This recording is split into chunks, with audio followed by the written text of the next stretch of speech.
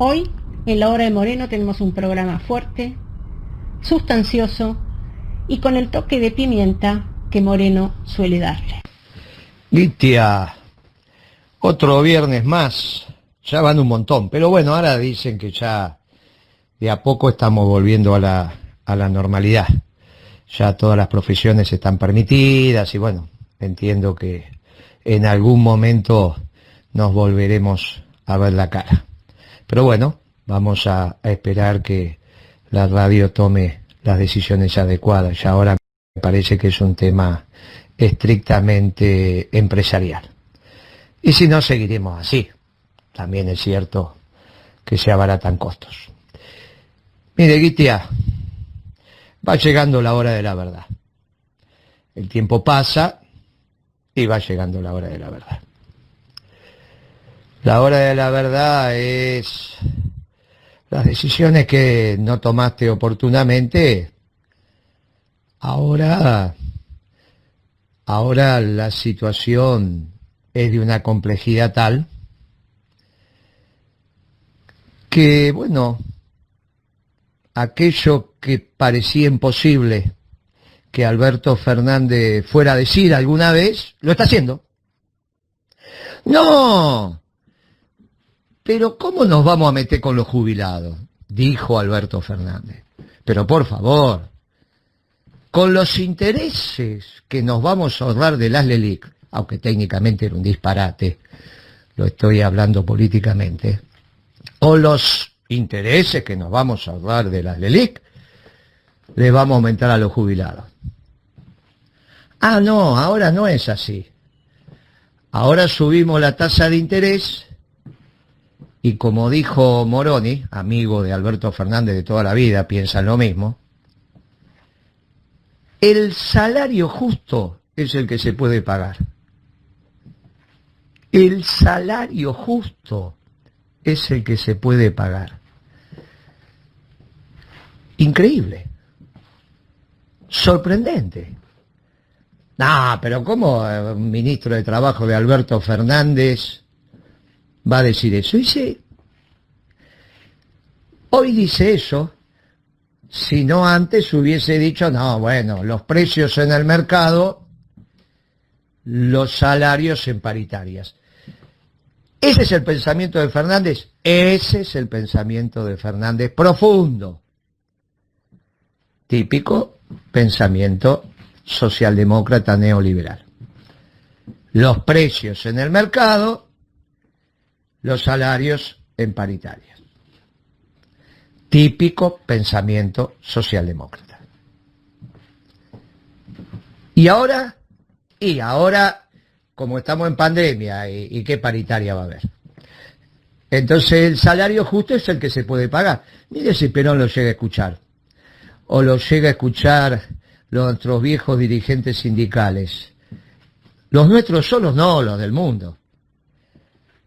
¿Cómo va a haber luchas obreras entonces si siempre se paga el salario justo, que es el que se puede pagar? Increíble.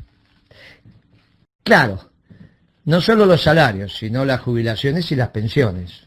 ¿Cuáles son las justas y las que podemos pagar? ¿Y cuáles son las que podemos pagar? Y las que podemos pagar porque está claro que hay que achicar el déficit fiscal. Bueno, Moreno, usted decía que había que achicar el déficit fiscal. Sí, porque había que recaudar más. No porque hay que gastar menos en jubilaciones o pensiones. ¿Y dónde recaudamos más? Y en la pampa húmeda. Por eso los derechos de exportación y la ley de alquileres sobre las grandes extensiones territoriales de esa zona. Una nueva ley de arrendamientos. Lo explicamos hasta el cansancio. Pero eso implicaba que no íbamos a pelear con el campo. Ah, prefieren pelearse con los jubilados. Prefieren pelearse con los jubilados. Prefieren pelearse con los pensionados. Y este es el gobierno de Alberto Fernández. Y Cristina hizo la carta. Y ahora es un problema. Porque o nuestro gobierno en la década ganada aumentaba la distribución del ingreso, mejoraba la distribución del ingreso a favor de los trabajadores, y aumentaba la jubilación y pensiones, por lo tanto mejora la distribución del ingreso y mejora la jubilación y pensiones, y por lo tanto los ingresos populares, o los deteriora, pero las dos cosas al mismo tiempo no puede hacer. O somos una cosa o somos la otra. O somos una cosa o somos la otra. Ah, no, pero lo que pasa es que ahora es así, pero después... ¿Cómo pero después? Llegó la hora de la verdad. Y empezó mal Alberto Fernández. Y lo que empieza mal... Guillermo Moreno, en el programa de hoy, con firmeza, con contundencia, va a profundizar el diagnóstico de la situación y las tendencias nada alentadoras del devenir económico y por tanto político. Los salarios, las jubilaciones y las pensiones no van por buen camino. Moreno insiste en que esto no es economía, es brujería. Guillermo también, como solemos hacerlo, reiterará algunas de las propuestas para salir del atolladero.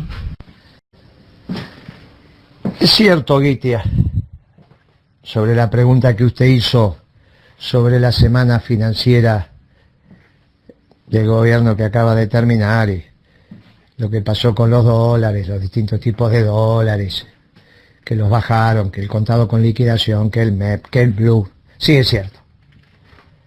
A costa de una serie de maniobras extrañas, que cuando se terminen de saber va a ser un lío. Pero bueno, no deja de ser brujería, no es economía. Pero aparte, es una brujería muy particular, porque alguien que tenía dólares físicos fin de la semana pasada, principio de esta, dentro de 10 días quizás se ganó el 16% en dólares, en 2-3 semanas, 16% en dólares, o sea, sale de dólares físicos, da toda una voltereta, termina con dólares físicos, pero 16% más, en 2 o 3 semanas. Se arranca con $1.000 y termina con 1.160 en 15 días. Bueno, ¿quién paga eso? Lo paga la economía. Si se lo llevan los de arriba, porque lo pagan los de abajo. Así funciona esto. Mire, hoy las empresas no tienen ni dólar competitivo para decir, bueno, no voy a vender adentro, pero voy a vender afuera. No tienen visos de que los ingresos populares vayan a mejorar, por lo tanto no va a haber mercado interno dinámico, y le empiezan a subir la tasa de interés. La peor combinación para las empresas del sector real de la economía. La peor combinación. Pero usted está describiendo el gobierno de Macri. Ese es exactamente lo mismo en términos del impacto macroeconómico de las medidas tomadas. No, pero Alberto no es Macri. No. Pero en la política económica, bueno, es lo que empieza a pasar. No se puede tapar el sol con las manos. Y entonces, esto va de mal en peor, y ciertamente no tiene ninguna posibilidad en este contorno de mejorar. Porque van a tener que meterse con el tema fiscal y se van a meter de la peor manera, que es por el lado del gasto, no por el lado de los ingresos, para resolver el famoso déficit fiscal primario. Bueno, muy bien. Y entonces, esta es una situación extremadamente delicada, que puede tener algún tránsito más tranquilo, como pudo haber sido esta semana, porque usted no estuvo con el corazón en la boca a ver si el dólar pasaba o no pasaba los 200 pesos. Pero yo le digo que en el mar de fondo en el mar de fondo, no en la superficie, ya todos se dan cuenta que es muy difícil que haya una solución. Que es muy difícil que haya una solución. Y la política acompaña hasta donde acompaña. Y bueno, ya lo vamos a ir viendo en las próximas semanas. Le mando un fuerte abrazo, Gitia, a usted y a todos los que hacen posible este programa, y usted especialmente le manda nuestros saludos a los técnicos que permiten que nuestros compañeros nos escuchen. Gracias, Gitia. Hasta el viernes que viene. Moreno, hoy estuvo duro, estuvo fuerte. ¿Vio? Moreno, esta semana parecía que teníamos un repunte, una suerte de primavera. Y no me refiero a la estación del año, me refiero a la economía. Pero bueno, usted ya lo dijo, la primavera no vino para quedarse. Es más, algunos y algunas hasta se pusieron contentos y contentas porque el dólar estaba bajando. Pero usted dice que para otros es un gran negocio si se tienen dólares físicos, entre otros grandes negocios y entre otros análisis que ha hecho en su columna de hoy. Se siguen beneficiando los de siempre y perjudicando quienes en un gobierno peronista no deberían estarlo. Entre ellos quienes cobramos un salario, quienes cobran una jubilación o una pensión. ¿Qué semana, Moreno? Se está definiendo el próximo gobierno en los Estados Unidos.